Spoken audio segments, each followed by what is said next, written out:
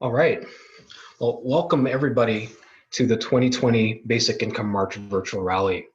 My name is Ken Yang. I'm zooming in from Toronto, and I helped co-organize the first Basic Income March in Toronto back in October of last year.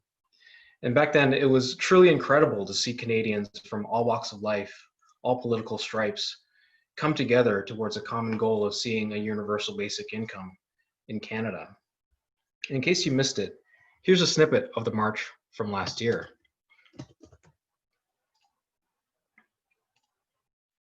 The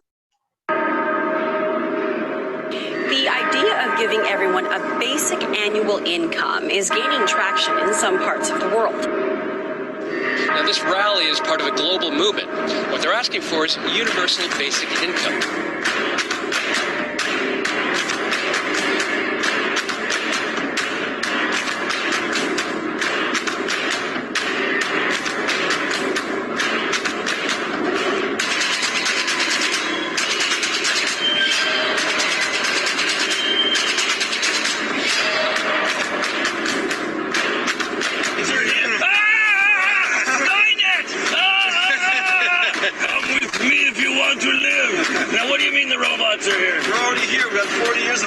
Displacing wages, displacing jobs. All right, thank you, and good luck. Thanks so much. Hey, good luck, everybody. Continue on.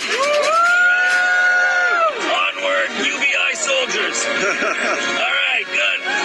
Good job. You're doing good work for Canadians. All right. Who the hell told you you can shoot me?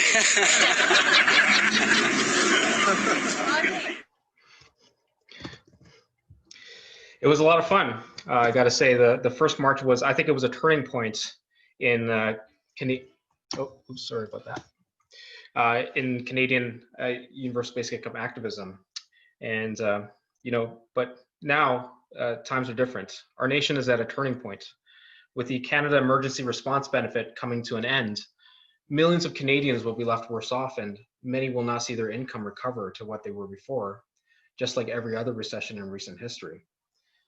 And many businesses will continue to struggle in the months and years ahead, meaning many will be slower to hire back, and some employers will simply choose technology over Canadian workers. But in recent days, universal basic incomes entered the mainstream conversation. More and more Canadians are now coming to understand how UBI works to grow our economy, create jobs, to support our communities and our businesses, and to keep Canadians strong. And today, we've got an exciting lineup of speakers to talk to you about basic income and why it's such an important part of our path towards a fairer and faster recovery for Canadians.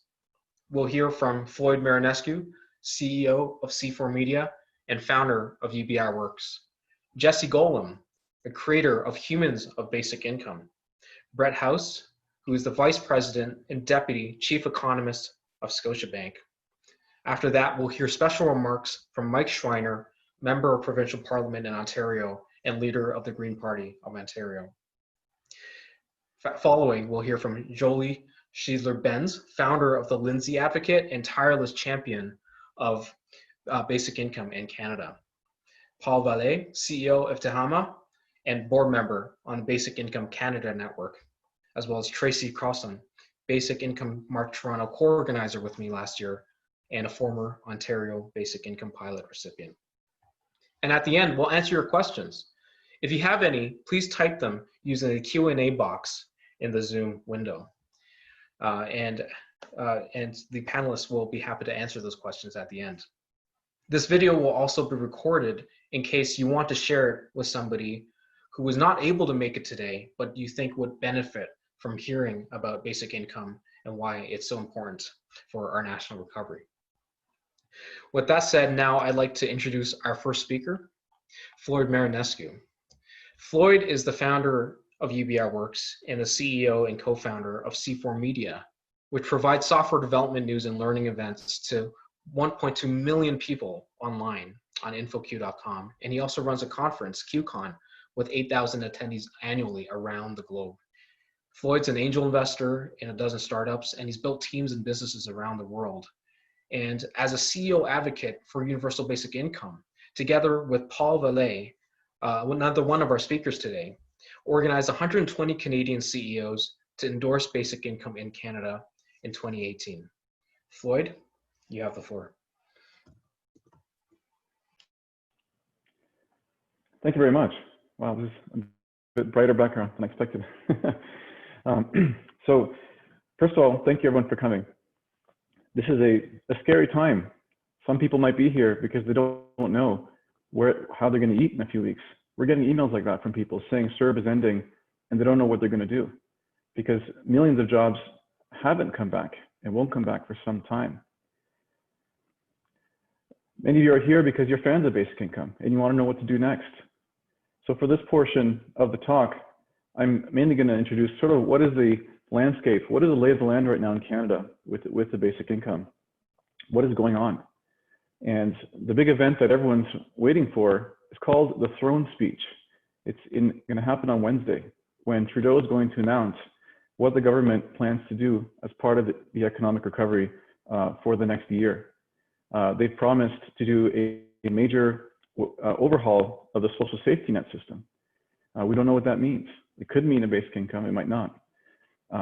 They've said they're going to introduce a new modern version of employment insurance that includes those who previously wouldn't qualify. They've also said they're going to introduce something called the Canada Recovery Benefit. So those who were on EI, who were on CERB, who didn't qualify for EI, could fall back to that, although it would pay less than it was before. In fact, 3 million Canadians who used to be on CERB will be worse off once CERB ends. That's quite frightening.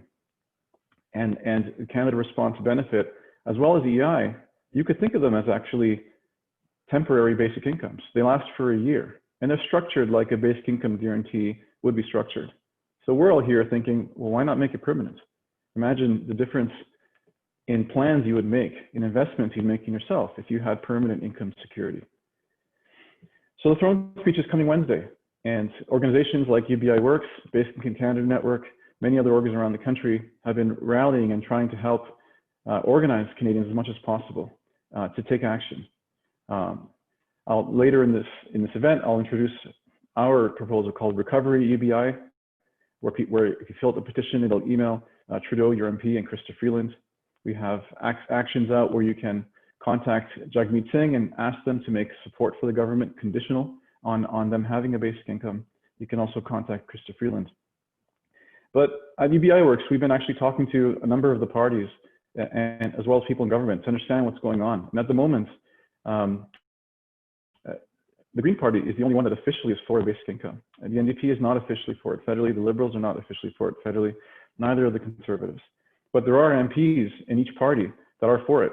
And we've seen recently Liberal MPs in caucus make universal basic income the top policy priority for the convention that's coming in November. Now, if it becomes on the policy platform, it still doesn't mean that the government has to run on it or even promise it at the next election. But it does show that there are MPs who feel this is the most important thing we need to do. We've seen NDP MPs as well come out with their own proposals. Leah Gazan is a notable one who's been doing a lot of work recently for basic income, as well as Glenn Murray. And there are supporters in the Conservative Party.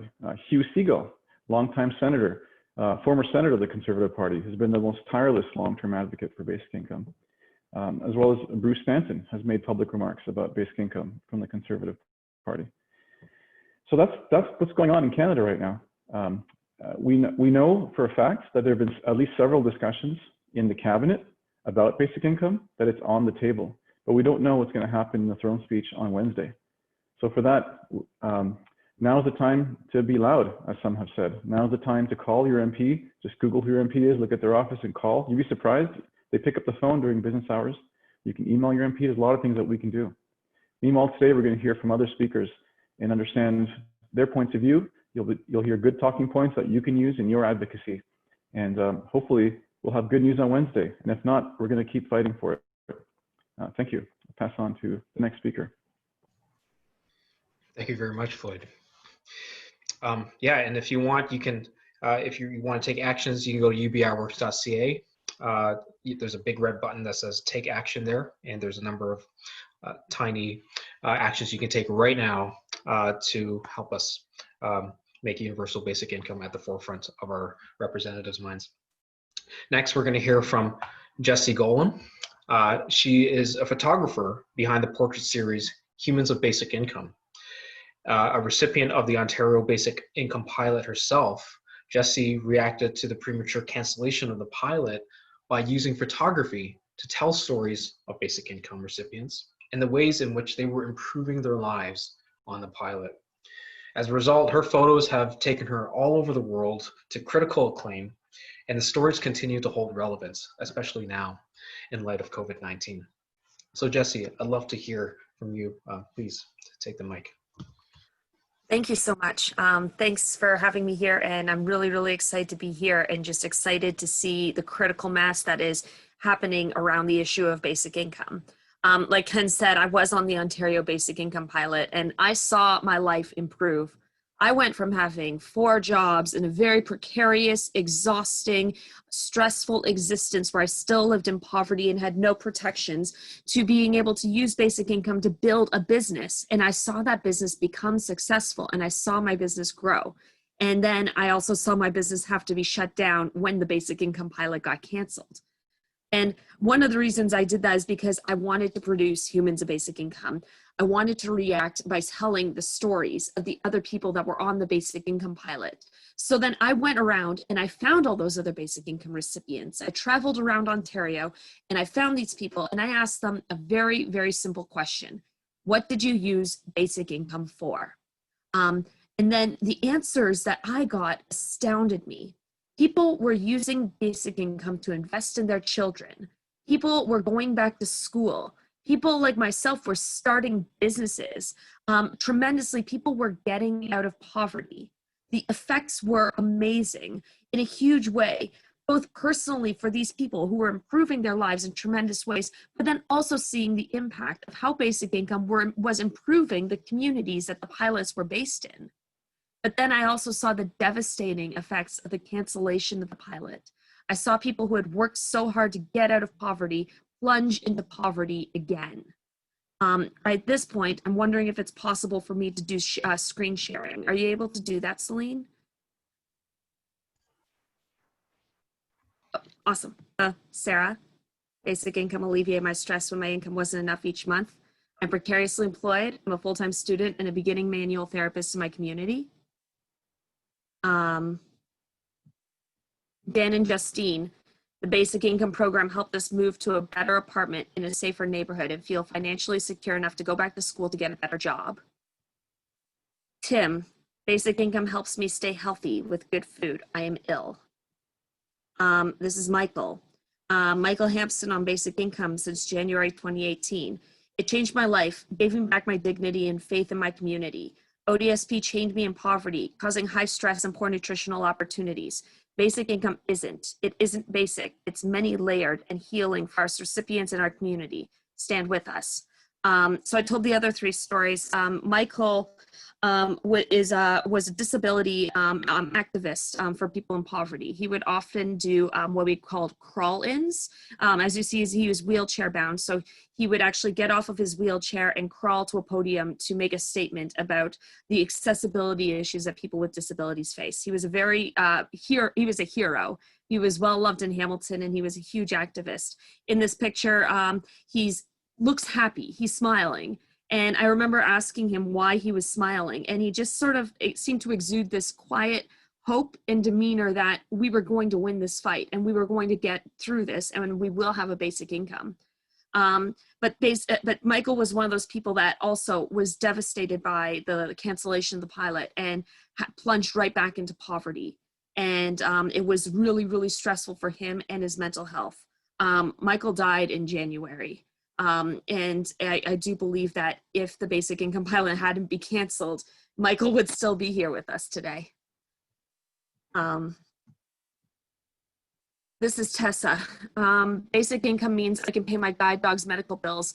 ODSP does not have a drug plan for service animals, $250 a month for meds, never mind vet costs. The option was to give her back and the school would adopt her out.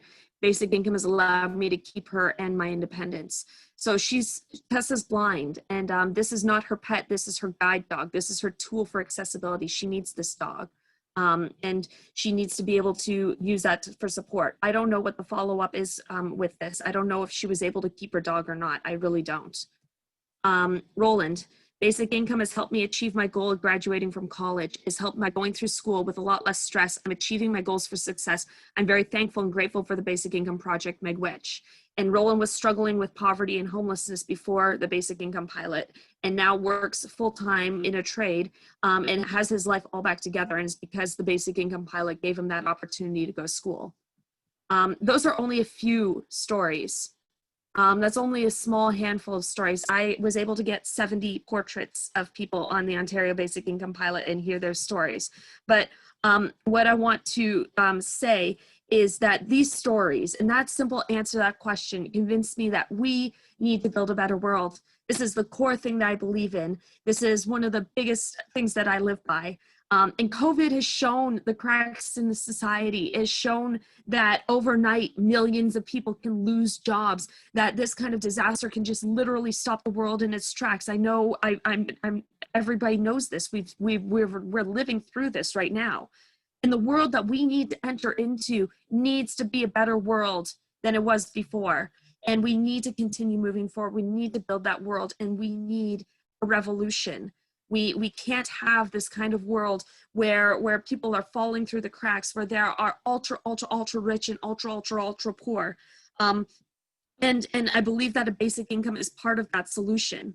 I also believe that people who are in government, we are their bosses. Like, I am Doug Ford's boss. I am Justin Trudeau's boss. You are their bosses. These are jobs of service. And these are jobs where they are meant to serve us, and they are meant to build a better society that we can all live in. And we need to hold them accountable, and we need to work with them. And you can absolutely work with them. These institutions are not impenetrable. They are meant for us, and they are meant for us to build and work with. And it only works when we participate. And I believe too in the power of storytelling. I believe that the reason why Humans of Basic Income has had the impact it has and has taken me all over the world is because they're stories. They're not just numbers. They're not just X number of people receiving X number of dollars a month. These are people with faces and names, families and friends and loved ones. These are people like you and me. And I want to ask you, what would you do with a basic income? What dreams would you pursue? What ways would you improve your life? And how are we going to get there? How are you going to talk to your politicians? How are you going to activate? How are you going to organize? And how are you going to advocate? I believe that we're here to build a better world, and I want to challenge you to build that better world and stand with us today. Thanks, Ken. Thanks, everybody. That's all I got for now. Wow, thank you so much for that, Jessie. And it's always great to be reminded that, you know, basic income it's really about the stories of humans. And this time around, we've seen similar stories with CERB, really, to millions of Canadians being introduced to the benefits of a trickle-up economy. We've seen similar stories with people using CERB, starting businesses, volunteering to the communities, and keeping our economy together. So thank you for that, Jessie. Next, we'll hear from Brett House. He is the Vice President and Deputy Chief Economist at Scotiabank. Brett has served as the Principal Advisor in the Executive Office of the United Nations Secretary General and as an economist at the International Monetary Fund. He's worked at Goldman Sachs in London, at the World Bank in Washington, D.C. He is a Rhodes Scholar with a degree in economics from the University of Oxford, as well as Queen's University here in Canada.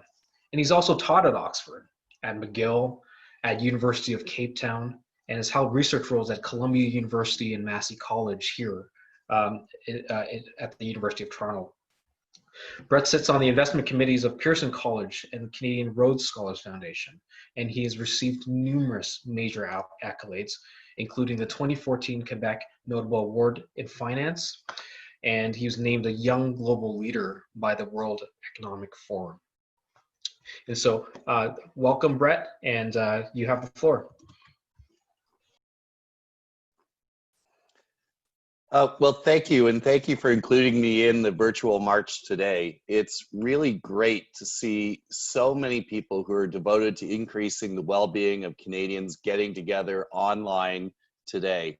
Thank you for your commitment and your engagement. The pandemic has rightly sharpened our focus on the inequities that exist in our society and the gaps in our efforts to address them. With this focus comes a new possibility to do things differently and to do things better. And the need for change that we're looking at today isn't really new. It's long predated the pandemic. The pandemic is just putting that sharper focus onto things. We've known for years that our employment insurance system and our social welfare safety net aren't keeping up with the challenges posed by flexible work and rapid technological change. And we've also known that open financial markets and freer trade in goods and services, while they're leading to overall greater prosperity, they're also creating winners and losers amongst businesses and households. Some people are doing far better than others, and that was the case long before the pandemic came into place. Even the most ardent advocates of freer trade and freer financial markets have always conceded that some of the gains from that openness would need to be used to finance education, retraining, transitions for companies in dying industries into new areas with more growth potential. But that really hasn't happened in the way that it's needed to do to help our economy and our society keep up with the changes that have been underway. And so several speakers today are going to talk about the pros and, a few of the concerns around universal basic or annual guaranteed income.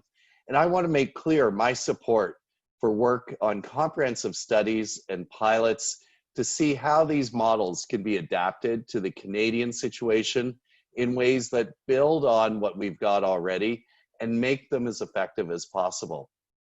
But I want to share with you a few complementary thoughts, caveats, and considerations as you march forward today, virtually or physically, wherever you are.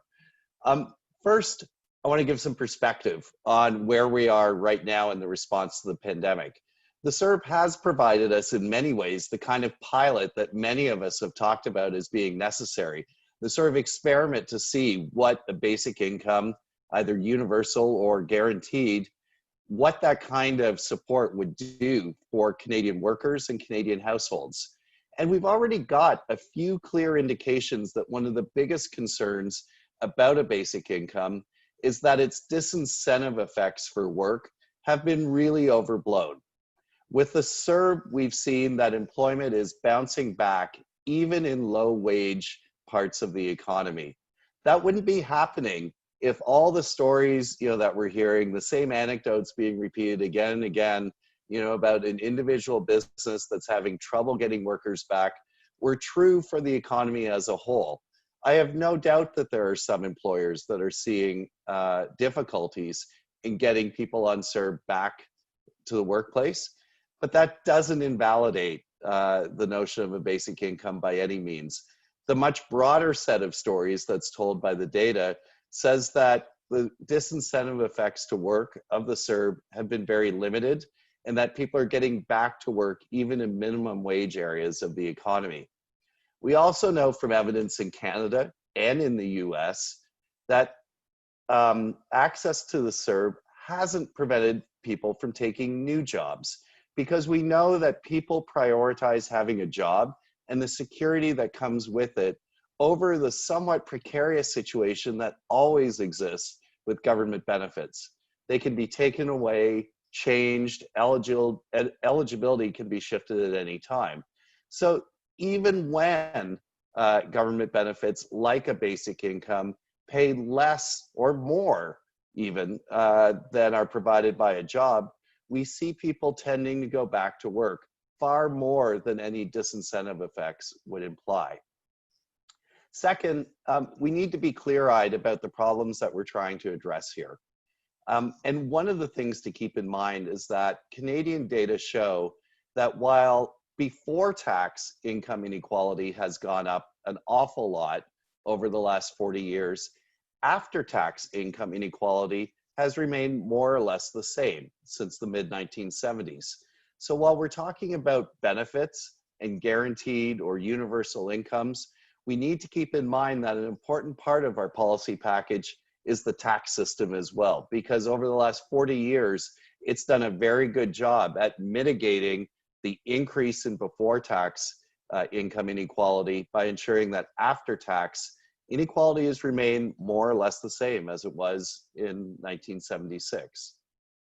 Third, and I know everyone on this call is mindful of this, but just to ensure that it remains front of mind, we need to keep in mind that the inequalities that are now widening substantially and quickly in a real break from the last 40 years as a result of the pandemic's lockdowns are, of course, hitting women and racialized communities far more substantially than they are other parts of Canadian society. So our work has to be grounded in what economist Armin Yildizian says is required to make a she session into a she covery. Our work has to be mindful that racialized people have been far more likely to lose their jobs than others. And both women and BIPOC are more likely to be employed in the service sector jobs that have seen the biggest losses and are least likely to come back so long as we are under physical distancing requirements. And so affordable childcare, accessible childcare, changes in hiring practices and support for retraining all have to be part of our agenda too. These aren't just equity issues, they're really efficiency issues because we are leaving too much potential for growth on the table unused unless we ensure that everyone is participating in the labor market.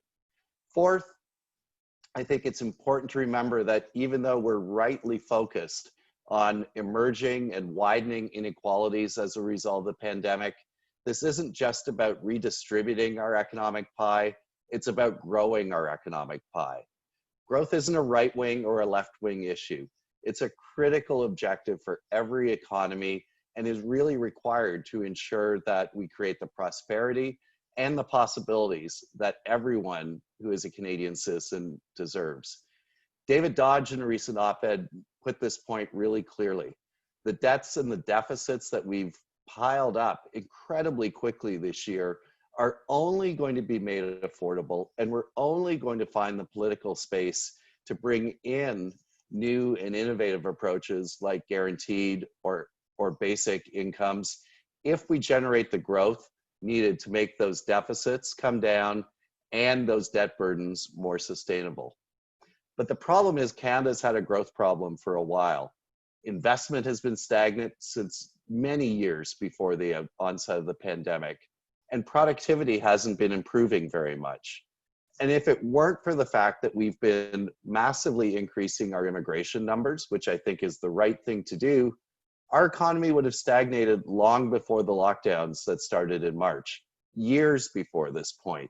If we look at the last 4 or 5 years, almost 75% of Canadian economic growth has come from just bringing more people in.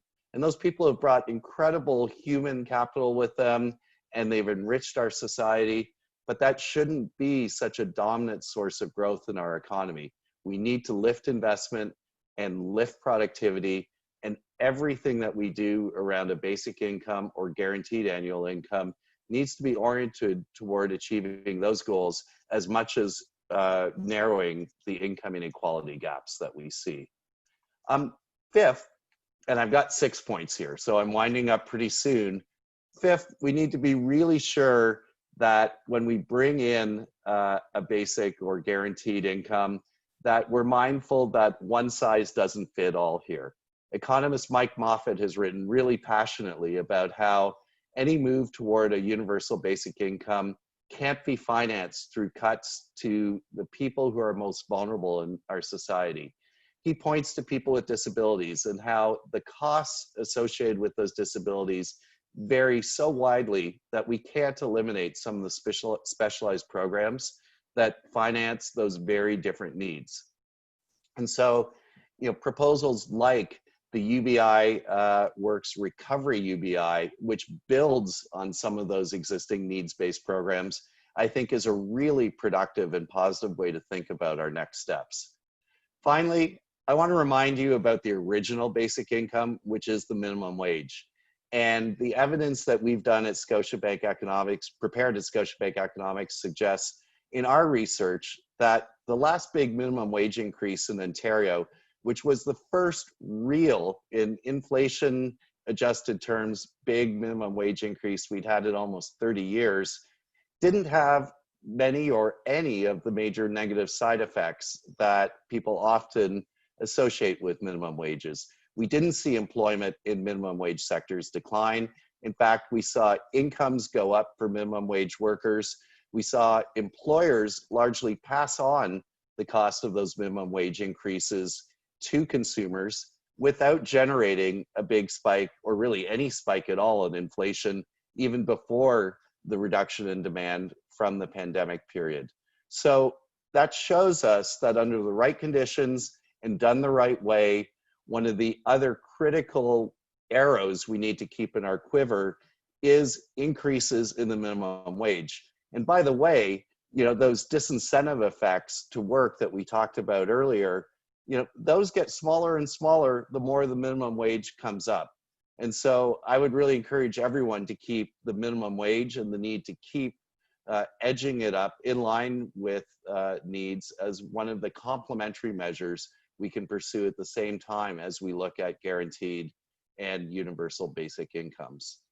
So looking forward, as we're marching virtually, one thing I do want us to keep in mind is that anything that we begin to build or change needs to be rooted in an expectation that this isn't our last pandemic, that there will be more, and that this pandemic may go on far longer than we currently anticipate. And so we need to build all of the steps that we take next in a sustainable and durable way that keeps some of those considerations I just mentioned in mind, and that builds ambitiously toward a long-term future where Canadian citizenship is realized in economic as well as political terms. So thanks for getting together today, and keep marching and keep working toward a better Canada. Thank you. Wow, that was incredible, Brett. Thank you so much. And I just want to echo that sentiment, that this realization by a lot of people that this recovery really won't be felt equally across the country. Some will be worse off and some will be better off. And that's basic income is, you know, one part, a key part of building a human-centered economy that works for all of us. So thank you very much for that.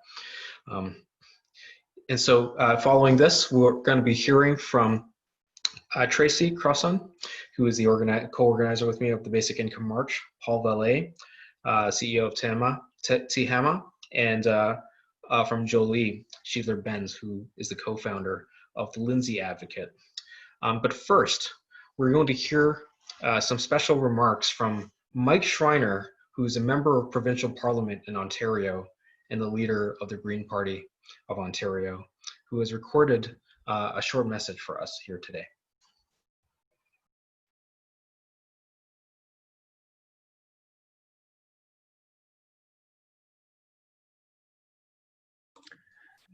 Sir, Ken, my screen has just quickly disappeared. If you want to buy me 5 seconds. No problem.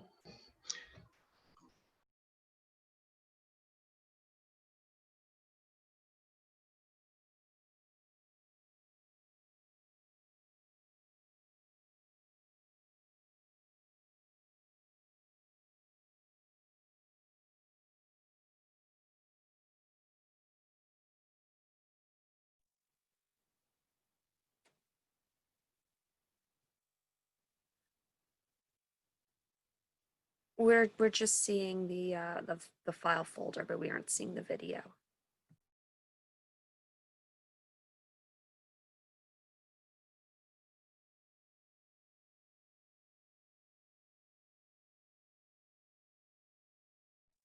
Now we're good. This pandemic has showed us that we need a basic income. So there is a floor that no one falls through, that nobody is left behind when the next emergency hits.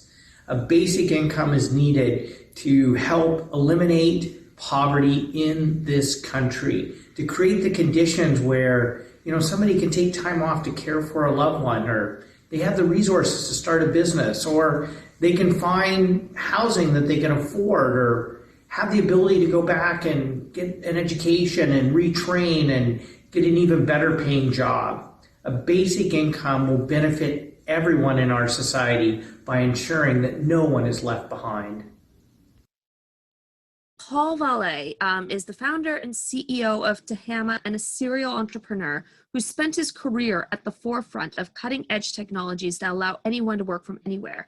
He's a sought-after speaker who was named 2016's Diversity Champion by Canada's Women in Communications and Technology. He's active in the Council of Canadian Innovators, the CIO Strategy Council, and serves on the board of the Basic Income Canada Network. In 2018, together with Floyd Maranescu, he organized CEOs for Basic Income, a group of 120 Canadian business leaders to publicly endorse basic income. So that's Paul. I'm really happy to have him here. I met him once and he was wonderful. So I'm over to you, Paul. Thank you very much for that generous introduction, Jessie. I'll try to be brief to try to make sure that we get a shot at getting Tracey back. Hopefully someone is trying to call her and help her with her technical issues. I really wanted to hear what she had to share. I am as Jessie was saying, I am a technology entrepreneur. And like a lot of computer scientists, I was attracted to the work of automation because I wanted to make the world a better place. And part of what I want to share with you today is a story in my career of how I learned that we were actually running a very large risk of making the world a worse place as a result of our efforts. And that would obviously not be our intention as computer scientists, and how we need to rely on our government to rethink and refactor our social safety net in order to preserve our way of life, keep our social ladder working, and unlock innovation. And in fact, a basic income also helps us do things like abolish poverty and all kinds of other wonderful things, including steps towards reconciliation with the Indigenous people of Canada, and helping with the rate of female entrepreneurship. But I'm not going to focus on those things today. I'm going to focus on the underlying challenge of how computer science and technology runs the risk of breaking society. So Buckminster Fuller very famously said that the nature of technology and the reason that anyone should want to acquire technology, whether it's a rock to make chip quartz into an arrowhead, or whether it's a smartphone, the nature of technology is universal, and we acquire it because it permits us to do more with less. And he posited that the word ephemeralization, which is a well-acknowledged fact, that the nature of technology is that it lets you do more with less. And because technology is additive, you get to acquire more technology and use more and increasing technologies together. The fundamental nature of technology is that it lets you do more and more with less and less until eventually you can do everything with nothing. And that is a fundamental mathematical fact of the progress of technology. So this becomes incumbent on us to imagine how we want our world to work as we trend towards this distant future where you can do everything with nothing, okay? Now, digital innovation means that a single solution can spread widely and quickly all over the world. And the classic example of the way digital innovations can create and destroy dramatic value and create an income opportunity for few while destroying an income opportunity for many is the Instagram and Kodak story. So those of you who have studied the history of Instagram before it was acquired by Facebook, it's actually incredibly fascinating. Instagram, at the time it was acquired by Facebook, had destroyed the entire film photography industry.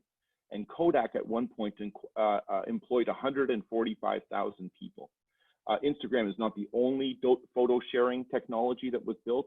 And interestingly enough, Instagram didn't actually create very many jobs at all. At the time of its acquisition, it had only 18 employees. So 18 people transacted into a business that was worth $1 billion and destroyed an entire industry, one company within which, Kodak, at its peak employed 145,000 people. This is the fundamental nature of technology. It doesn't replace those 145,000 jobs with 145,000 new jobs from the winner. It replaces them sometimes with dramatically fewer jobs than existed before. A looming example of this is the self-driving car. So you can see how these kinds of technological innovations create winner-take-all dynamics and can very rapidly disrupt our society and our economy. So ultimately, what we need to imagine is, do we want to live in a future that is more akin to Star Trek or more akin to Star Wars? Now, wherever you lie in the culture battles, whether you're a Star Wars fan or a Star Trek fan, I think you can agree that the Star Wars world had a ineffective bureaucracy that was giving way to an even worse dictatorship, whereas the Star Trek world had this grandiose United Federation of planets with a vision of democracy and socialism where everyone was able to get ahead. There was the idea of these credits in Star Wars. And if you leave aside the Ferengi, in Star Trek, there was a cashless economy where merit ruled the day. There was incredible income inequality in the Star Wars universe, from the lavish capital lifestyle of Coruscant to the scavenging ways on the sand planets with moisture harvesting. Whereas in the Star Trek universe, there was essentially a meritocracy and a merit-based economy where people were trying to explore. This ultimately is a function of the technology that was invented in both worlds. And so this idea, science fiction authors very clearly see that technology changes our society in foundational ways. And it is our decision if we want to live in a future that is more akin to Star Trek or more akin to Star Wars.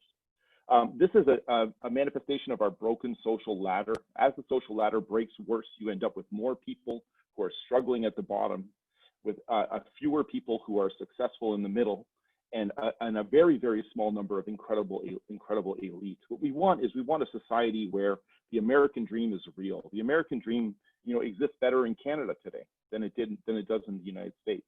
The American dream is one where ingenuity and hard work and persistence is rewarded with progress for ourselves and our society.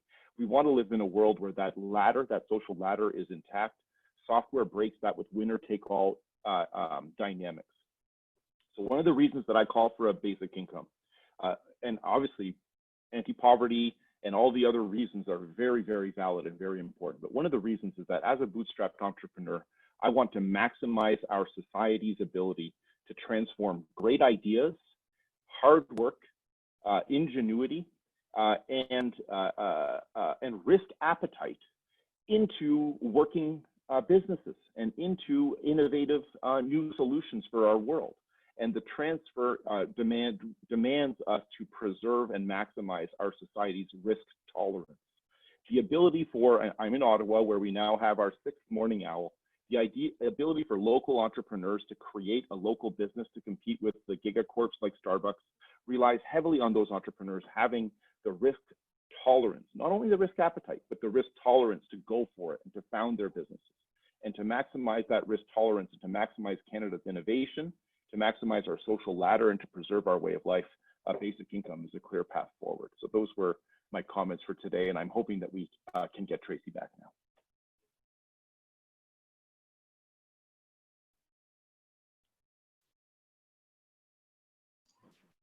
Sorry. Thank you so much for that, Paul. That was really, really awesome. And really great presentation. Thank you. Currently, we're not sure if we're able to get Tracey on, so I'm going to introduce my very good friend, Jolie Schadler-Benz. So Jolie is the co-founder of the Lindsay Advocate. She is a PhD candidate at York in health policy and equity, and she was the one who coordinated and co-wrote the Signpost to Success report, which is the actual research that was done on the recipients of the Ontario Basic Income Pilot, and is the standard report that people are using. It's widely used to talk about the success of the Ontario Basic Income Pilot and the impacts that it had on the people who are on the pilot. So I'm very happy to have Jolie here, and she's been doing some really, really amazing work, and I'm happy to hear about that. So I'm going to turn it over to you, Jolie. Thank you. Okay, thank you so much for that introduction. And it's so good to hear everyone speak so positively about this particular movement, which I've been actively involved with for years. And it's good to see the progress that's been made.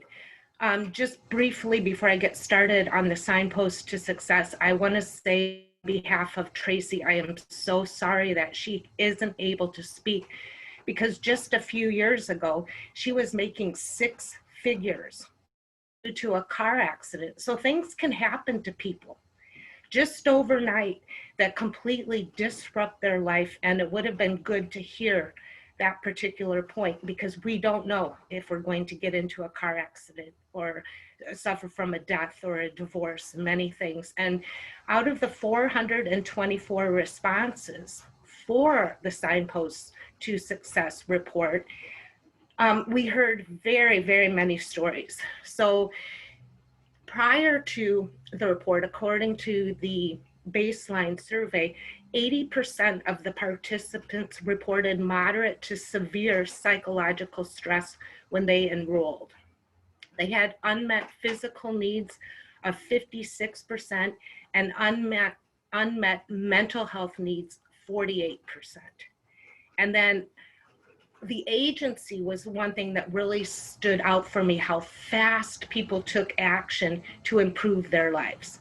So that was overwhelmingly the way that people took the money, developed a plan, and as little as 4 months into the pilot, which is when I started the survey, over 88% of the respondents experienced less stress and anxiety during the pilot, and almost 73% experienced less depression. I think that's significant, and whether we're talking about a moral obligation or an economic obligation, I think we know that the outcomes for mental health cost our economy and cost our citizens in a satisfactory way of living. So as Brett was alluding, the 424 responses is that they're unique circumstances. So we don't, each person doesn't fit into, and even within the pilot, there are hierarchies that remained and experienced. So they needed different types of support. But one thing that was notable is many in the comments, because in that they could indicate a response, but they could also write in the comments. And we had overwhelming amounts of comments, but people were able to get out from under payday loans. They were able to pay arrear taxes because, you know, again, they're under a lot of stress and afraid of losing their home. So 59% noted they were able to afford a proper home. People were able to get medical equipment. One person's quote was, "I was able to get the medical equipment I needed, so I didn't have to leave work for my asthma." So again, being able to be worried about being employed. And some people did things just as small as purchasing a freezer, but that allowed them to be able to buy things in bulk. So 28% indicated that they went back for some kind of education, formal or small. People reported getting CPR, random courses. They began to save for their education and plan on going back. And many indicated that they were able to enroll and or graduate because of basic income. And I think that's significant. So when we looked at employment, one of the highest needs was attention to transportation. So 75% of the people indicated this was a challenge for them. So in rural areas where I live, it's just a huge area. Almost everybody needs a car, and we've got very little transit. 11.4% of people indicated that they actually felt they had better job performance, job promotion, and entrepreneurial activity. And I think that's significant. And we did see many people try to start their own businesses.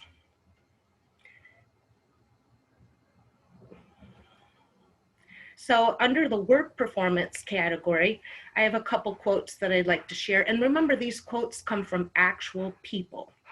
So this first person says, "Even with a low employment income, I became more committed to my job serving a vulnerable population because I knew the basic income supplement would allow me to pay all of my bills and eat well." And the second quote was, "I was choosing between two jobs. I was able to choose the one which paid less, but was more valuable professionally." So choices in our employment. And then another was on ODSP, said they wouldn't have taken that temporary job. So they actually sought employment if they were not on BI, because ODSP has huge clawbacks after $200 of earned money, which is disgusting considering they only make $1,160 to begin with. And then 9.4% of the people from the survey indicated that they had jobs. And I think Jessie Golem was in that particular category, carrying 4 or 5. So I think one of the biggest takeaways from the survey is that after the cancellation, 60 their plans. So those who had made plans to go back to school, better their housing, had to break their lease, move back to an area that wasn't safe. One person said, "I feel hopeless. Suddenly all of my options were removed and I was faced with giving up on my schooling, which was already partially paid for, losing my home, or both." So I guess I'm going to end, and then I'm very open to any questions, but I just want to end with a quote by Nelson Mandela that says, "Overcoming poverty is not a gesture of charity. It is an act. It is the protection of a fundamental human right, the right to dignity and a decent life." And a lot of people look at me and they think I'm very idealistic. And I guess what I want to say to that is that what's the option? COVID-19 recovery within austerity measures is a terrifying thought for me. Having me.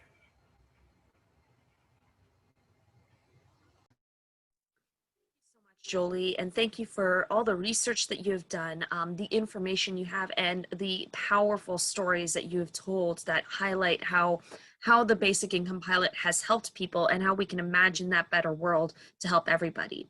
I'm very happy to report that Tracey was able to reconnect. So I'm going to turn it over to her. Like I said before, Tracey was another recipient on the Ontario Basic Income Pilot, but she's also been the co-organizer of the Basic Income March and has just been a really wonderful person who's been able to rally people across the country for this cause. So it's my pleasure to introduce Tracey again. Thank you. Can you hear me okay? Yes. Yes, we can. Okay, awesome.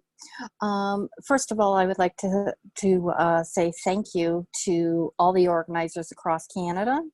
They have been awesome. They have helped us out. There was 9 cities that stepped up to the plate due to COVID. There's only 3 that are still on that are not virtual. We had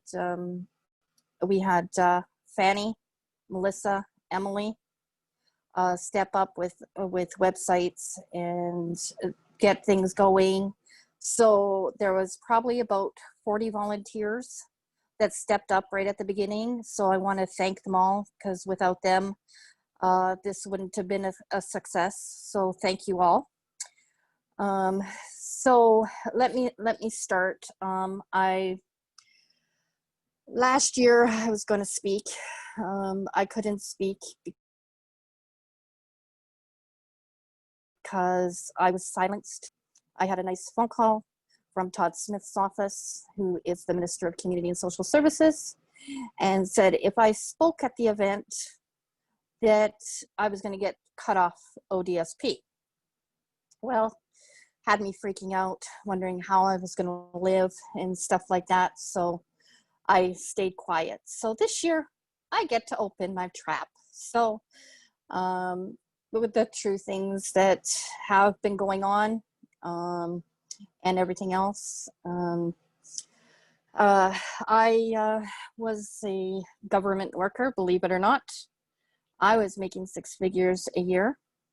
And I was in management. I had a really good job. was in the car with my coworker, and as we're driving down the 401, a car came out of nowhere and hit us. And before you know it, my life was over.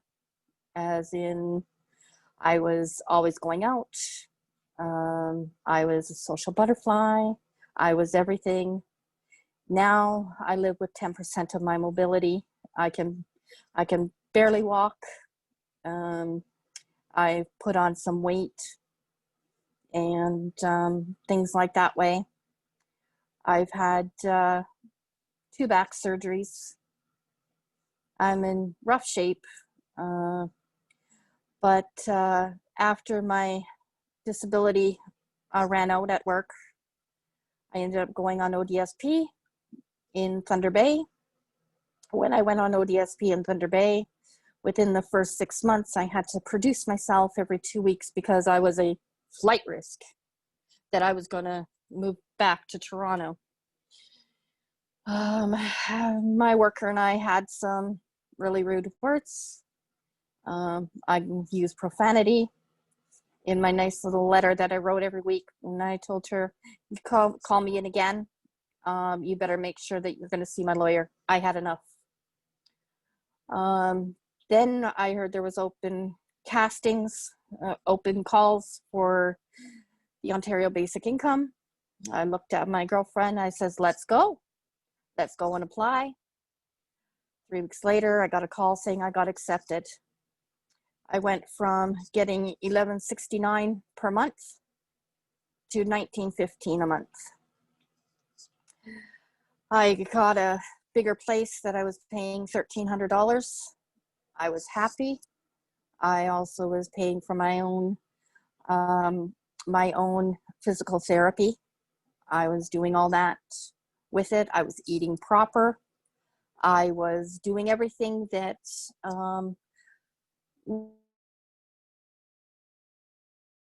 we should do. And fruits, veggies, I started losing a little bit of weight and I was doing really good. I probably had maybe about 50% of my mobility at that time.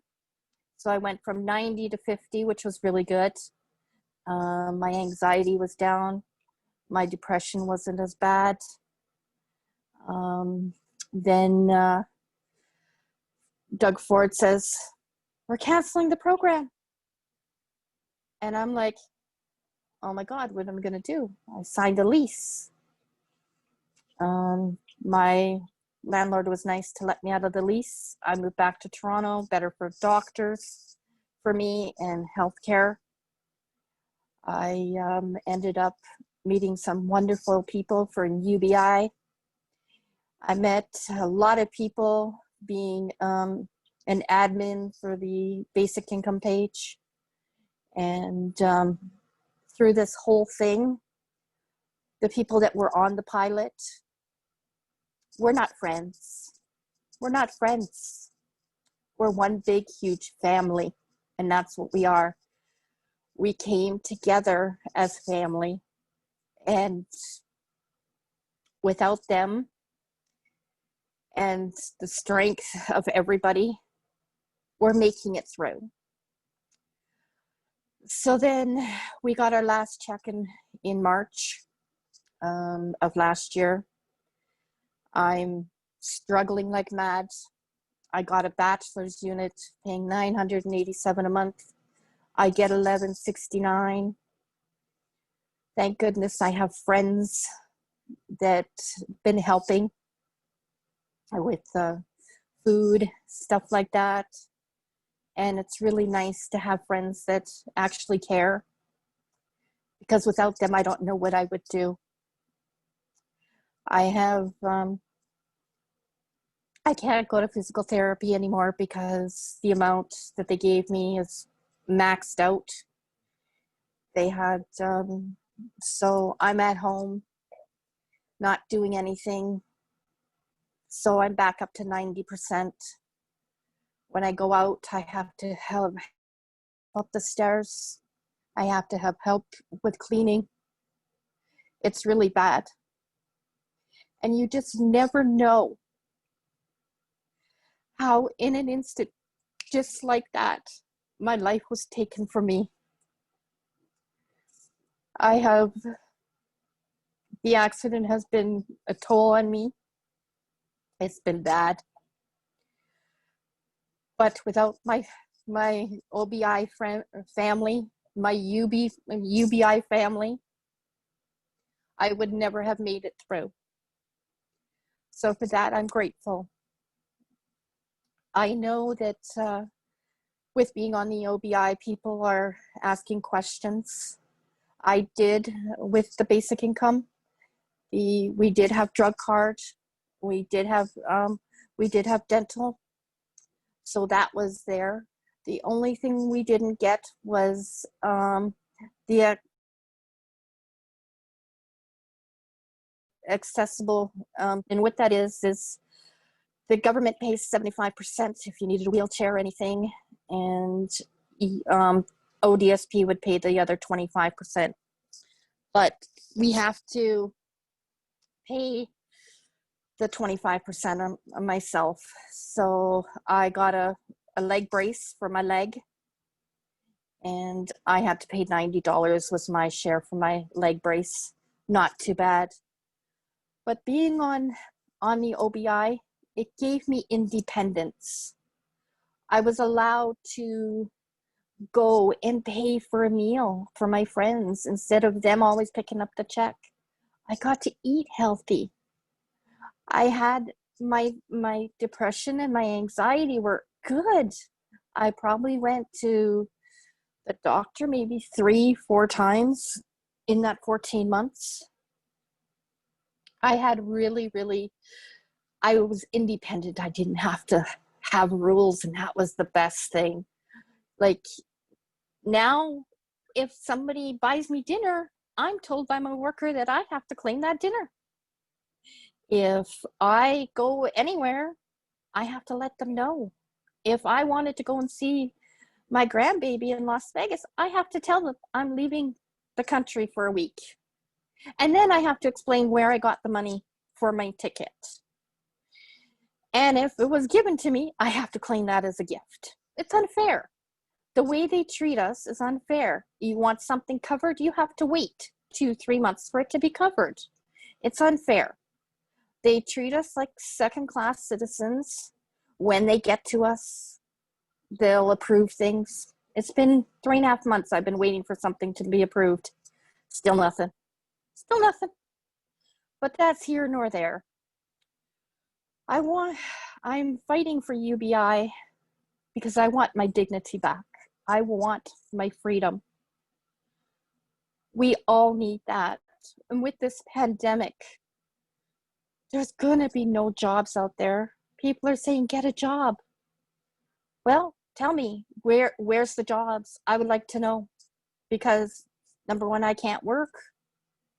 And if I'm not back at work by December, I lose my job, which really sucks.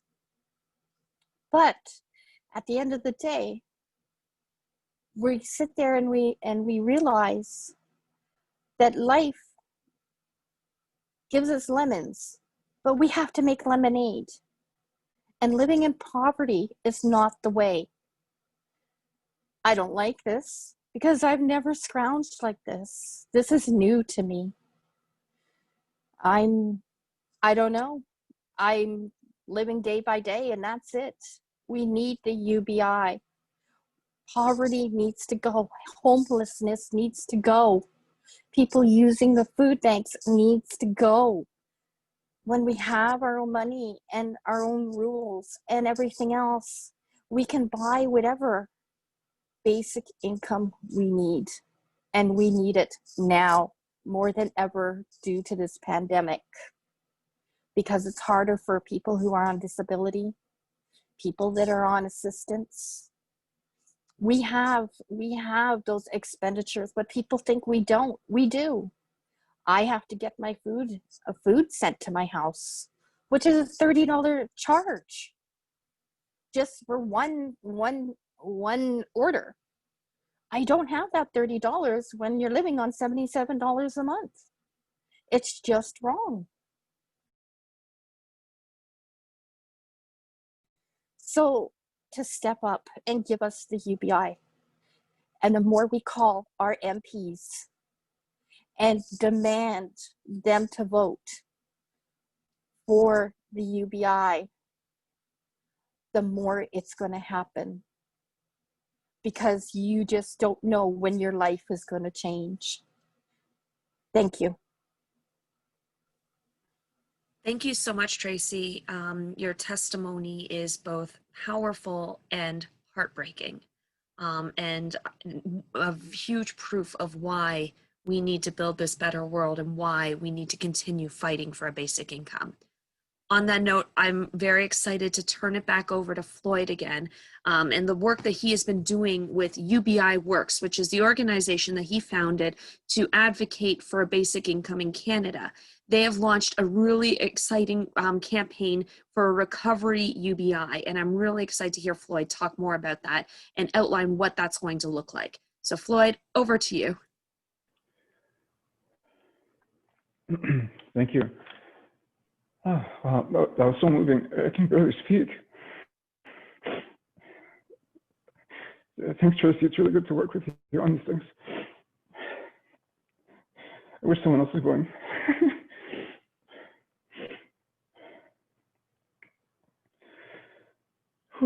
Wow.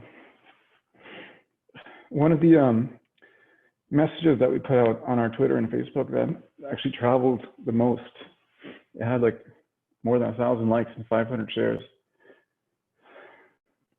The message that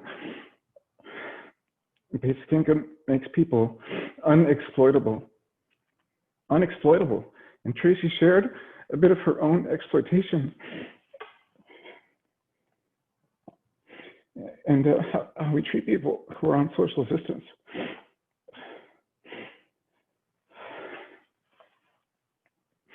And I have a personal story on that as well. I can't make this any more vulnerable than this.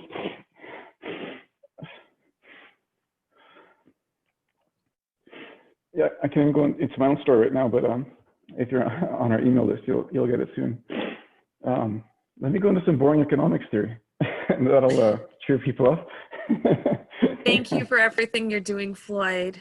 And yes, this has been very emotional. This has been very emotional. Thank you. So UBI Works, we might be wrong, but we feel that basic income will always require an election mandate. It'll be a miracle, frankly, if Trudeau announces a basic income on Wednesday. We're fighting for it, but they don't have an election mandate for it. I hope they do. Who knows? Maybe this is his chance to make a legacy. But we've always believed that basic income requires a party to run on it and get elected, because it will require increasing taxes.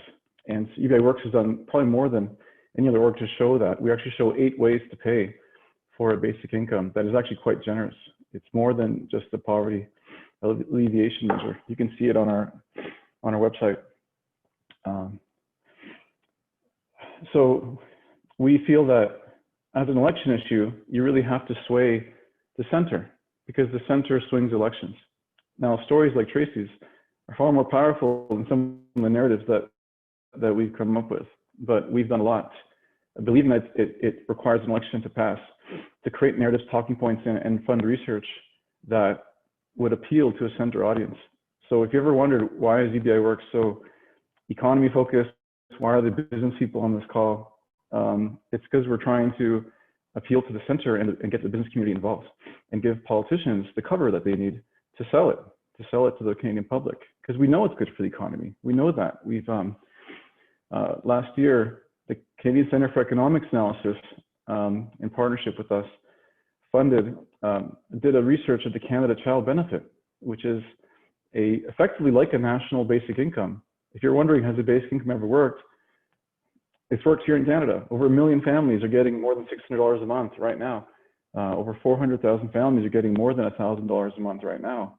That's a basic income, at least by Andrew Yang's definition. And it's actually added 2.1% to our GDP. It contributes nearly 500,000 jobs. A program that costs $24 billion a year creates $85 billion in business revenues and returns 55 cents back to the government for every dollar invested. So we know basic income is good for the economy. That's why, as we're in this pandemic crisis, UBI Works came up with what we call recovery UBI, to literally tie UBI to the recovery as a permanent program. And recovery UBI, maybe I'll do a quick screen share and show you what it is. We have a petition on ubiworks.ca/recovery. We have over 15,000 signatures right now. We need your help to share this. Literally just go to the website, cut and paste the address, put it in your Facebook and Twitter. And we should demand a recovery UBI for fair and faster recovery. And we lay out the talking points here. Every recovery we've had has left most people worse off. The last recovery is nothing to be proud of. We had the lowest unemployment rate in 40 years, and still half of Canadians are living check to check. The situation we're in is that we have an economy that is no longer working for most people. And we put on this page on now a number of narratives that we think people need to understand about how the economy works. Recovery UBI. UBI gives people a share of the economy. I think we all deserve a share of the economy because robots have been clawing away in software at our wage growth for decades. And on this page, we show how and why. While a guaranteed minimum income gives us time to plan for what's next without falling into poverty. And our plan for recovery UBI delivers both. So this is an article I hope you all go and read to understand what's happened over the last 40 years. And our recovery UBI plan shows is both a dividend, that's the blue part, $500 a month, and the red part of this screen, which is what most of the people who are for basic income in government or in social change organizations are for. They're for the red part, the guaranteed minimum income. They see it as more progressive, and it's a good way to alleviate poverty. But we think it's not enough to alleviate poverty. It's not enough to alleviate poverty only, to get people above the poverty line in a highly unequal world. We think UBI needs to be part of the equation, giving everyone a share of the economy. Why? Because incomes are not keeping pace with rising cost of living, because technology is cheaper than workers. So by each of us having a share of our economy, it's how we organize ourselves as a society so we all benefit from automation. Because the biggest threat we've been facing as a democracy is this one. Mainly because of automation and globalization, which is a factor of modern technology and trends like that, falling union membership, which is also a factor of automation and globalization. We're seeing a rise in the share of jobs that are low pay, and a decline in the middle class, and an increase in higher pay. You know, I promise you that this economic stuff won't be as exciting as a good story from Tracey, but I have to show you this because it's so important. I hope everyone cements this. We need to know what's going on. The middle class is not growing. People are leaving the middle, and yes, some are entering higher paid jobs, but more people are entering lower paid jobs. And lower paid jobs, frankly, a good economy should be raising everyone up the middle. We shouldn't be seeing an increase in the share of jobs that are lower pay. That will create an underclass, and an underclass is not Canadian. A basic income guarantee, as well as a dividend, is how we can actually make the economy work for everyone. We show 8 ways to pay for it, for our basic income, what we should call recovery UBI. It is impossible now to argue that you can't pay for it. It's just a matter of political will. We have numbers here from latest research from a number of think tanks that we've put together. It is very possible. It is very doable.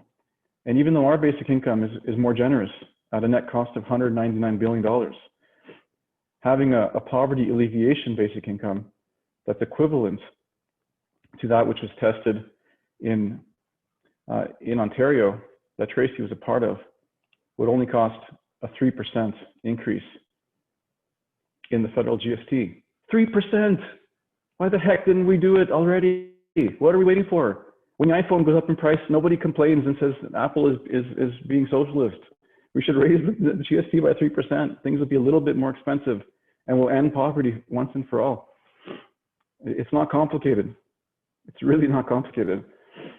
We should end poverty. We should raise the guaranteed minimum income, and then we should do a dividend on top of that, so we can all share in the gains of automation. And long term, as more jobs get disrupted, as incomes continue to stagnate, and in fact fall in the face of rising costs of living, as our debts are increasing, the dividend is how even working people can also benefit from automation. Because 2/3 of people in poverty are working. That's not an economy that works for us. We need to make the economy work for us. And we believe that if you look at all the economics trends and you go through our article, Why Now, something that I thought was controversial and was afraid to say, but apparently is not, because you're all living it, is that jobs aren't working for most people. Like, jobs are not enough. If jobs are enough, our wages would be going up faster than cost of living. If jobs are enough, you could still raise a family on a single income. Things are getting worse for most people, not better. So a basic income guarantee is just the beginning. Let's end poverty, and let's also foster a new culture of innovation, helping entrepreneurs get ahead, being able to lean that money to start new businesses, create new jobs. Let's help people like Tracey afford healthy food. Let's help and help people pursue their potential in life. And that is UBI Works' mission, a Canada where everyone can pursue their potential. But beyond that, we also need a dividend so we can share in the fabulous gains from all this technology. Because going forward, this kind of extreme inequality from technology will only get worse. So thank you very much. Please sign our petition if you haven't. Tell people about it. If you're on our email list, you'll get from us on Wednesday an analysis on what happened out of this throne speech from Trudeau. And we'll be taking actions over the next few years. We're not going to stop until basic income is the defining election issue in Canada. Thank you. Thank you so much, Floyd, and thank you for like all of the information that you were able to share and talk about this campaign, and also just for your passion and your empathy with this incredible issue. And I think one of the big takeaways I think we can all take away from this march and this event is that basic income is a very human issue, and economics is a very human issue. It isn't just abstract numbers and figures. These are humans and lives, and how direct and how profoundly that this can affect people's lives for the worse or for the better. And that we can have the courage to imagine that better and what that better can be and what it could be for everybody to live and succeed and not just barely survive, but to thrive. So now we're going to have a question and answer period. I invite everybody to submit, and so far there's been some really great questions that have been put forward and submitted, and I'm going to basically read some of the questions and then over to the panel and see like if there's anybody that wants to do that. So I just want to invite anybody to answer. So the first one, I'm struggling to think of which panelists would like to answer this. So I'm going to open it up to anybody who wants to, because it's just such a good question. It's from a person named Alia El-Houni, and I apologize if I pronounce it incorrectly, but they're saying, I'd love to hear from the panelists on what can be done at a community level to assist in the movement for UBI, and whether and how government and legislators will consult with community in defining a UBI for this country. I'm struggling to assign a panelist to this because a lot of us have done this work on the community level and probably have a lot of really great insights. So I'm wondering if anybody wants to take the floor with that. Or could. How about, I'll start with Jolie, and I'm going to go over to Tracey. Jolie, the floor is yours. Okay, great, thank you. So as some of you know, my husband and I actually moved to Lindsay to experience the entire basic income pilot. It is my PhD work that I've been doing all along, and being immersed in the community and even getting people to sign up was, it was very hard, and Lindsay was one of the latest to enroll because we actually had to really struggle to get people signed up. But part of the role that we played as media was continually producing the counter narrative and the process of education.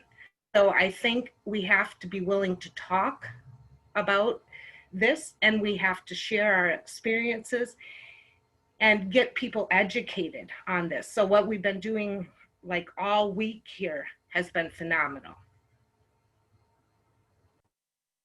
Awesome. Thank you, Jolie. Tracey, you said that you had a comment as well? Yeah, if people wanted to get involved with the UBI, just look on Facebook.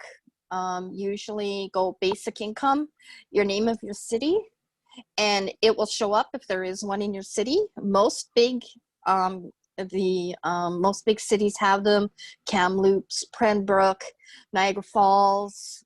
There's a whole bunch. So you just go basic income, and if there is not one, start one yourself. When you start it, you invite your friends. Your friends will invite their friends, and just continue and continue and continue. Follow us on UBI. We have a lot of stuff to share there. So you can, UBI workers, and just get started. And that's the way to do it. The more people that know, the more better it is. And that's how you get the community involved. Yeah, thank you, Tracey. And I also have a little bit to contribute to the answer of that question. Like Tracey said, and like Jolie said, like there are numerous organizations and building for support. UBI Works is a fantastic organization that Floyd has done, and we have a Facebook group called UBI Workers, which is a great way to organize and activate volunteers and people who want to work in their own communities to bring forward a basic income. The Basic Income Canada Network, BICN, is also a very well-established organization and also connects and has a whole lot of information and resources about basic income and connects all the other networks around the country. There's the Ontario Basic Income Network, and like Tracey was saying, there's municipalities that have basic income networks. In fact, I sit on the steering committee for the Basic Income Hamilton Network in my own city of Hamilton. So there's a lot of ways to get involved, a lot of options and people. And like, even just like a couple of weeks ago, one of my good friends who I with, Dacia, she just messaged me out of the blue and said, I want to get more involved with UBI beyond just signing a petition. And now she's started a group called Toronto Artists for Basic Income, which is organizing and activating all the artists and musicians and people who are around, who are passionate about basic income. I'm an artist myself, and so I'm very excited to see that, and just excited to see that activation and see that organization. So there's so many ways to get involved. And the basic income movement, both here in Canada and then just also all over the world, is just such a great movement to be a part of. And I'm just saying that for personal experience, and just want to encourage people to get involved with this movement, because it's just full of wonderful people and who are passionate and dedicated to building a better world. Anyway, I'm going to go to the next question before I keep on ranting. So, and Jessie, just a quick second of housekeeping. If there's another panelist beyond the one that you throw to who wants to answer a question, just make sure your camera's on and wave at me, and I'll throw the screen to you. Awesome. Thank you so much, Celine. Awesome. So the next question, Floyd has said that he'd like to answer this question, but I also think that Paul and Brett might have some valuable things to say to this, or Jolie might have some things to say to this. So basic income is a great idea, but how can you guarantee that different governments won't take advantage of this to reduce child benefits, social security, or even challenge the need for unions, et cetera, mental health, employers reducing wage because of UBI? So it's basically saying that, like, how can we guarantee that some of these reductions won't happen, or that UBI won't be used as an excuse to reduce any of the programs and unions and living wage and all these things that are already in place? How can we guarantee that this won't happen? And can this be established first by law? If we're talking about the future of a guaranteed basic income and we're sitting on the eve of a throne speech that might mention it. I defer over to you, Floyd, or anybody else who would like to answer.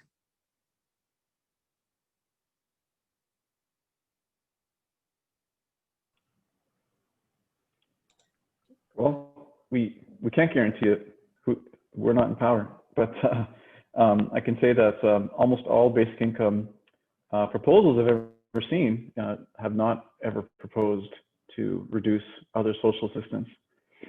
There's a fear on people on the far left that basic income is a conservative Trojan horse. Perhaps in parts of the United States that could be true. But I don't think that would happen in Canada. We're a progressive country. So there's not much we can say. It's kind of an imaginary answer. Thank you. Does anybody else want to speak to that? Jolie, and so does Brett. We'll go to Brett first. Well, you know, much of our social safety net and employment and other benefits do get delivered at the provincial level. Some get delivered at the federal level. But much of the funding for provincial benefits is provided by the federal government in the form of transfers to the provinces.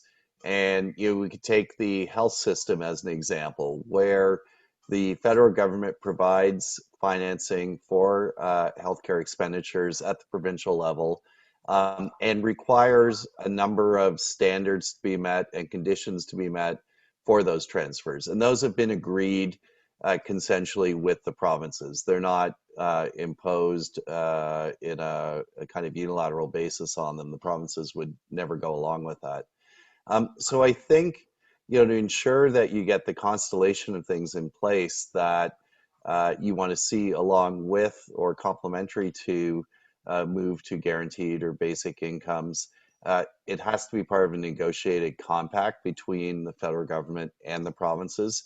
And that can lay down, some markers and some limits and conditions on financing between the feds and the provinces that ought to ensure some of the concerns that you raised can be addressed. But it needs a federal government that knows that those are priorities for people in order for it to put those priorities on its agenda. So to the question earlier as well about what can we do at the local level, telling the stories like the ones in the photos today, like the ones that, we've heard from a few of the panelists, those are the most important things you can do to push decision makers and opinion leaders to get behind this proposal. Numbers help, and a certain slice of the world is driven by numbers and some of the talking points and arguments that I went over, but people's stories are always even more impactful. Thank you. Over to you, Jolie. Okay, great. Thank you for that. I just want to add briefly that it kind of like we pushed health care through. And then once we had it, we considered it like we would never allow for it to be taken away. So I think shifting the consciousness, if we can get this through, and then keeping it we demand it as a human right, as part of our social packaging, and we just refuse to let them take it away. We have voices and we've been taught to sit down and shut up. Now we need to stand up and speak up. And that's why UBI Works pushes the message that UBI is not social assistance. It's not a handout, it's not charity. It's how we can reclaim our slice of the economic pie. It's how we defend upward mobility and pathways into the middle class, which have been lost over the last 40 years, mainly due to automation, which is no one's fault. So we feel it's important, and that's why UBI Works is a little bit different in how we communicate these things versus traditional anti-poverty groups. That we think we should understand it as a share of the economy, because in Alaska, they do revenue sharing on their oil revenues. Alaskan citizens get $2,000 a year, give or take, on different years. And neither Republicans nor Democrats dare touch it. In fact, even Republicans are campaigning on increasing it. Why? Because it's understood as a share of something productive and not a social program. If we understand basic income as a social program, it would suffer long-term. It would be at risk for the same kind of stagnation that all social assistance has suffered since the 1970s, stuck in an ideological trap. So that's why I think we should see it as our share of the economic pie. That's why Recovery BI includes a dividend and not only an income guarantee. So I just wanted to add that. It's a very important point. And as automation and artificial intelligence continue to rapidly take out jobs, And technology itself, we argue, is our shared inheritance, contributed by generations past, in large part by public financing, financing of the internet, which is public financing, financing of educations of people who work in technology. So we should have a share of our productivity that is actually causing our wage stagnation. And we see a dividend as a way to correct for the wage stagnation that we've experienced in the last 40 years and give everyone a share of the economy. And that way, it'll last for generations, I think. Thank you. Thanks for that, Floyd. So I have another question, and I feel like we may have answered the first half of this question. There's two questions here, and it's being submitted by Ahmed Sidki. And he says, do you think NDP leader Jagmeet Singh's cynicism towards the statements made regarding a guaranteed livable income by the Liberal government are well-founded? And I believe the statements he might be referring to is sort of what we sort of covered before, is like the fear of a basic income replacing social welfare and social services and some of the existing things. I could be wrong though. And then he's also asking, do you notice a growing trend towards a national support of a UBI? I believe also that I think Floyd can answer that question. I also think Ken can answer that question, as he's very active on social media in regards to basic income. So I'm wondering if you two would like to take those questions. Sure, I can definitely chime in.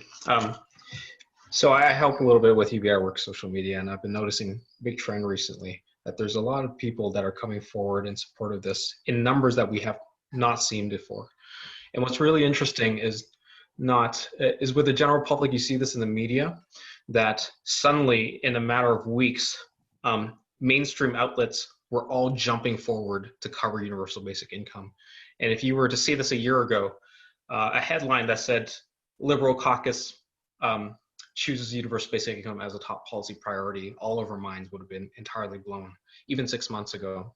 But not only that, like the last election, 1/3 of the House of Commons were about, I think 98 MPs were first-time MPs.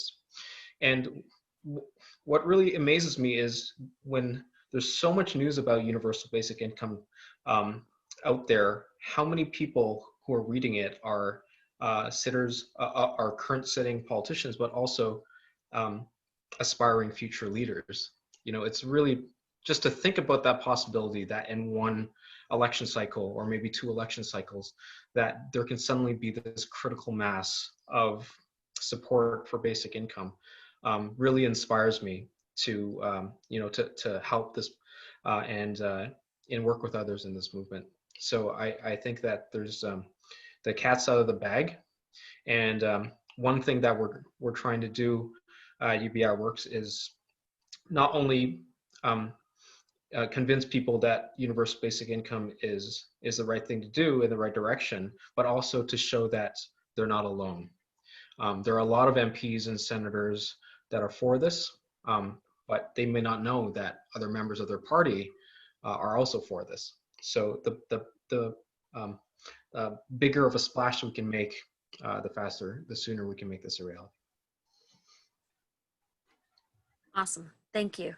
Are there any other panelists that can or want to speak to that? I would. Okay. Hi, Tracey. I can say that as I'm admin to the SERB group, as well as the UBI Works group, at the beginning of the SERB group, you know, everybody's like, give me my money, give me my money, give me my money, you know. Now it's to the point that they're like, okay, how am I going to live? What am I going to do when this runs out? Do you know anything? Everybody is freaking out. We don't know if there's a wait period to get EI. We don't know that. We don't know nothing until the 23rd. And they have, a lot of people are scared. And probably maybe three, maybe 5% at one time were for the UBI.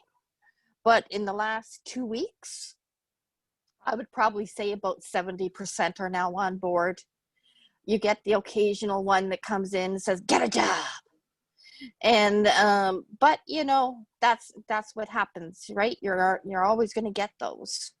But there is more people on board and more people screaming UBI. Everybody, all my friends are sharing. Everybody is sharing and to get the word out. So it's getting around. With the internet, today is International Basic Income March Day.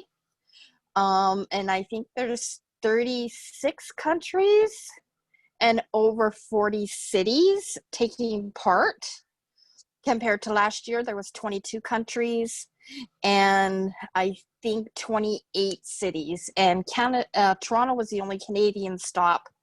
And if we didn't have the pandemic, there would have been 9 marches and rallies across Canada.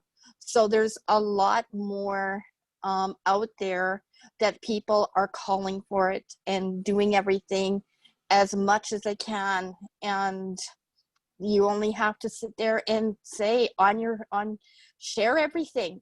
Always share everything. Talk to your friends about UBI. What do they think about it? And it's getting around. And you know, you just, like I said earlier, your life can be gone in an instant. And everything is gone. This pandemic, jobs are gone. You don't know what to do. How are you going to survive? What's going to happen after EI goes? When EI goes, then you're going to have no choice than to go on social assistance, and hopefully, let's pray we get a UBI so everybody is not degraded like I am and 1.5 million others. Thank you. Thank you so much, Tracey. That was really great answers to that question. So there's a few more questions that I want to ask. There's one more that I really want to ask, and that is, what will we do if the government does not implement a UBI? And this person, Melissa Pine, says, as far as I'm concerned, there shouldn't be any more questions. People either understand or they don't care. The people running our systems are aware how dehumanizing our current welfare systems are. If continuing to talk among the supporters will do nothing, but like, what are the bigger next steps? So what happens if this doesn't happen? What do we do next? That's a powerful question. And Jolie has said that she would like to answer this question live. I think there's a few panelists that would probably like to answer this question. So let's start with Jolie, and then if anybody wants to join in, absolutely feel free to do so. Okay, just quickly, since June, I've been talking to unions. So we've been able to, in our area, get unions organized and working together. And so there's a coalition of unions, environmentalists, and so forth that are now adopting the idea of a basic income and taking it very seriously. Steel Workers Union just came out in full support. So I think we have to have the conversations with people that disagree with us to learn the discourse necessary in order to make these conversations effective. Awesome, thank you. Awesome, does anybody else want to speak to that? Okay, well, great. Oh, sorry. Yeah, I just want to mention that I feel that basic income requires an election mandate, and maybe a party will run on it. And if they don't, all of you could run for office. You could occupy your local riding association, put it on the map, support your local MP who's for it, talk to people about it. We're going to keep fighting. We're going to do whatever we can, raise numbers, start organizing, and make it an election issue, because the underlying trends are only going to get worse. I mean, automation is only going to get worse. A robot's not going to come to your house and give you money. Job displacement and the growing share of low-income work will only increase. So I think the reasons for basic income will only intensify. I don't see any countervailing trend in the economy that will result more in like 1970s style economics, where the middle class was growing. If anything, economists studying the issue have shown that, are projecting that a lot of the new jobs being created, they would broadly classify as wealth services, like serving wealthy people. It's not an economy that we want. So things are going to get worse, and we're going to keep organizing and doing what we can. Awesome. That's all. Thank you, Floyd. There's been a couple of like really nice comments, and I will say for the very end, there's one last question in the panel. If anybody else wants to answer, like speak now, forever hold your peace. And this one is by an anonymous attendee saying, how easily could UBI be funded by adjusting oil and gas subsidies divest away from a technology that is the biggest contributor to our impending climate disaster? And that the oil and gas subsidies, it reminds me of Alaska. But I also leave the panel open. Perhaps Floyd or Brett or Paul, if you want to speak to this, or anybody else. Does anybody have an answer? I'm mostly curious what Brett would say. Well, Brett, let's put the pressure on. The floor is yours. Hi. Well, I think what we need to look at is not so much, pitting one sector or one industry against another in the political and economic search for a way to get to a more comprehensive income support system. But, bring in Canadians from across the country, because there's seasonal work, there's precarious work, there are industries that are declining or have been affected by technological developments everywhere in the country. And, rather than trying to pin down one particular spending line or one particular part of the budget, that you're going to target to try to move those funds over to another area, I think a way more comprehensive and holistic look at how we do fiscal policy making in this country, and, a real kind of foundation of solidarity. People working in the oil and gas industry are having a really hard time too, and they need to be part of the solution as well. Awesome. Thank you. I want to add that on our 8 ways to pay for it, ubiworks.ca/how-to-pay. In the research there, you can find a big spreadsheet with almost $1 trillion worth of funding ideas that have been proposed by organizations over the last 20 years that are fully costed.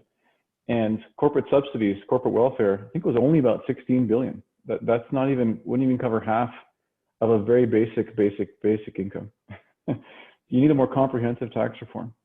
But on this question of how you fund it, and also what impact would it have on the economy, I just want to give everyone a sneak preview that UBI Works is working with the Canadian Centre of Economic Analysis on a report that will be out in about 6 weeks' time, that will show what will be the impact on the economy, on GDP growth, on job creation, on poverty levels, on inequality, of several types of basic income plans. That's going to come out soon, and that will provide, it'll be in the context of a pandemic economy. And they're going to even look at what's the correct mix between debt funding, tax revenue increasing, and also when is the payback period, because it is an investment in the economy. There is an ROI. At some point, the return to the economy on this investment will outpace the actual amount of new tax revenue. So that report will have all these answers. And we're going to promote that report to all the politicians and people that are for it, so they understand the impact on the economy, and they can talk about it intelligently, and they can advocate for it as an economic investment in people as well as the growth of this country. So look out for that. Join UBI Works' email list to get notified ASAP when it comes out.